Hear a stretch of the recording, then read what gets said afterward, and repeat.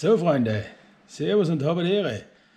Heute stelle ich einmal mein Unimog, beziehungsweise den großen 400er im Flug vor und zeige euch, wie das ausschaut, das Gerät. So, jetzt fangen wir mit dem Unimog an. Also das ist ein Unimog U400. Seit der Unimog hat eigentlich relativ viel Kraft, viel PS. Mit einer leichten Optimierung haben wir da jetzt bei 290 PS bei den Unimog. Er ist echt wahnsinnig kraftvoll, durchzugsstark, dass ich das sage. Nein, also es ist wirklich ein Hammergerät. Das einzige Allradlenkung war fein gewesen, hat er leider nicht. Aber wie gesagt, trotzdem noch ein wahnsinnig wendiges Fahrzeug. Gell? Und wir haben den mit vier Ketten bestückt immer.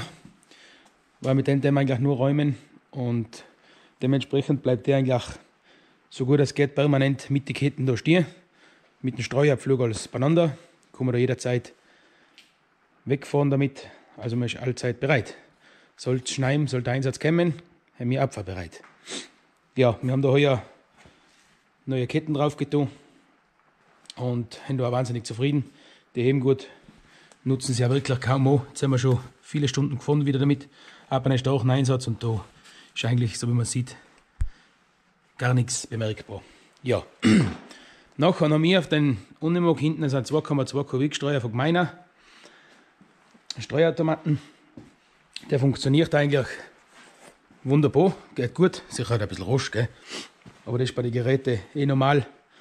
Also ist ein 2-Kammer-Streuer, beziehungsweise so 2 Kammer nicht. Er hat 2 Schnecken, also schon 2 Kammern, aber das ist nur für Salz, also keine getrennte Kammer. Er hat einen Sohleaufsatz, das habe ich eigentlich alles demontiert, also wie die Pumpe und so weiter, das brauchen wir nicht, mit Sohle arbeiten wir nicht. Und dementsprechend, ist das für uns relativ hinfällig. Da ist noch meine Kamera, wo man das Ganze beobachten kann. Also eigentlich ein super Gerät, 2,2 Kubik hat er Platz. Und ich würde sagen, das ist ausreichend, gell? Vorne. Wir haben den Unimog von LED Martin die geilen Lichter montiert. Gell?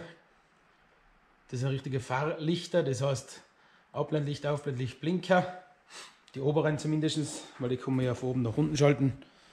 Und im Winterdienst oder generell von mir ist meistens oben. Und ja, funktioniert ganz gut. Da von LED Martin ebenfalls noch LED-Blitzer, kosten zwar Geld, haben aber einwandfrei, funktionieren immer ohne jegliche Probleme.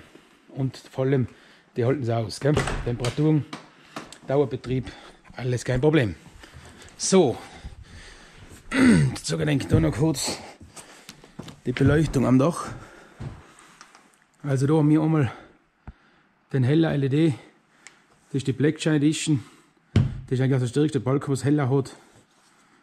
Kostet wirklich, wie gesagt, auch relativ viel. Ich meine, 1000 oder was der kostet. Aber die Leuchtkraft ist wirklich extrem enorm. Hat wahnsinnig viel Lumen, ich weiß jetzt gar nicht auswendig. Und dann haben wir da selber halber daran gebaut. Demontiert auf dem Dach. Super. Die, was wir eigentlich bei jedem Fahrzeug verbaut haben, einfach heller. Logischerweise ein bisschen dreckig, kennen Sie. Die sind auch super Geräte. Günstig, funktionieren immer. So.